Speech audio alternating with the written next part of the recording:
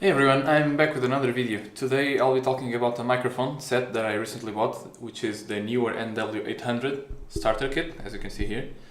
I got it for pretty much general use, especially for gaming, because my cheap old desktop mic went kaput, but also for recordings, for videos like these. Now obviously I should tell you right off the bat that I'm using the microphone right now to record this. I'm speaking at almost 1 meter away from the microphone. The settings are as you can see on the screen. I am using it connected to my Behringer UM2 audio interface, which is at about 50% gain. I will leave the audio unedited so you can use this as a reference if you're on the market for a new microphone. Now onto the product itself. This starter kit includes the microphone. In this case it's a black microphone with a golden mesh, which is under the windshield. The mounting arm, also in black, the shock mount, and it also includes a big pop filter, which I gave away because I didn't really need it, because the microphone itself already packs this windshield and the box, so you don't really need to have two of those at the same time. There's a few things you should know when you buy this microphone set. As you can see, this is an XLR microphone. It has a cardiac pattern. That means it will pick up sounds from the front and the top, but not from other directions. So even though it looks like an omnidirectional microphone, it is not. That means if you place it between your mouth and your keyboard, it should do a decent job at cutting away the noise from your keyboard, because the keyboard will be behind it. In my case, that's not practical to me, but as you can see, I have it right above the speakers, and it does do a great job at avoiding feedback. It barely picks up anything from the speakers. The second thing you need to know about this microphone is that it will work out of the box with most desktop computers, if not all, because it does include an XLR to 3.5mm jack cable, and usually desktop computers have no problem powering these through their sound cards. However, if you try to use it with a laptop, it will most likely not pick up any signal, because the laptops usually can't power this kind of microphone on their own. Now, even though this microphone will work with desktop computers with the power from the audio jack, it won't be at its best. Since this is a condenser mic, the best way to use it is to pair it with an audio interface that can provide the 48 volts to the microphone, also known as the phantom power. There's a few different options for this. You can, for example, just get the basic phantom power brick from Neewer themselves. I'll put it on screen and a link in the description. It costs about €20, which will provide the 48 volts and it will increase the quality of the microphone. Or, and I'd say this is the best solution, you can get a cheap audio interface with phantom power and a preamp, like I do.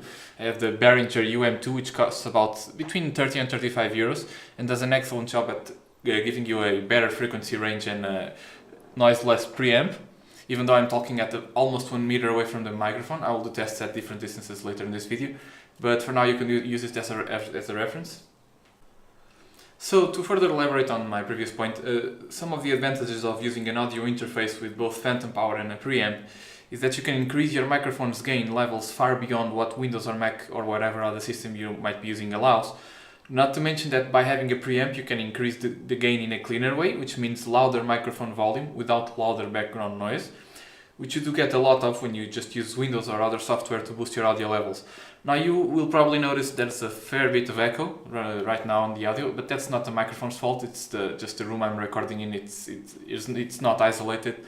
It does have some carpet on the ground, but it's mostly empty, so there's bound to be some echo.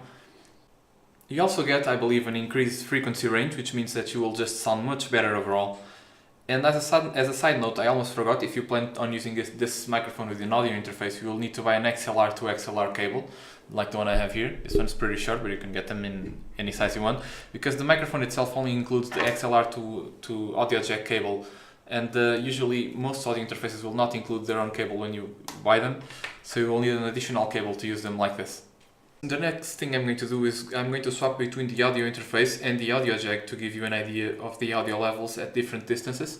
And with the audio jack connection, I'm going to swap between the cables as well. So let's test that. So as you've been listening so far in this video, right now I'm using the audio interface at 50% gain and 85% on Windows. And I'm talking at about 70 to 80 centimeters away from the microphone. Okay, this is me speaking at about 60 centimeters away from the microphone. The microphone this time around is plugged directly to the audio jack with no audio interface in between. The volume is at 100% and the boost is at plus 30, so everything is maxed out. Now with the same settings I am talking about 10 to 15 centimeters away from the microphone, although I am not talking as loudly. This is me speaking right in front of the microphone, less than 10 centimeters. Once again, it's directly plugged to the audio jack, and the microphone is at 100 volume and plus 30 decibels, so still maxed out. And now I'm talking into the microphone at 10 to 15 centimeters away with the gain at 75% on my audio interface. And this is the whispering test really close to the microphone. Once again, still through the audio jack. Everything is still maxed out, 100 volume and plus 30 on the microphone boost. And now I'm talking 2 meters away from the microphone. The gain is back at 50%.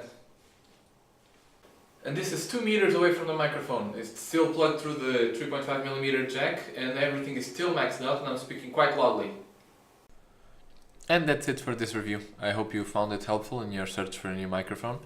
I'll leave a few buying suggestions on the screen in case you want to consider this set. Thanks for watching.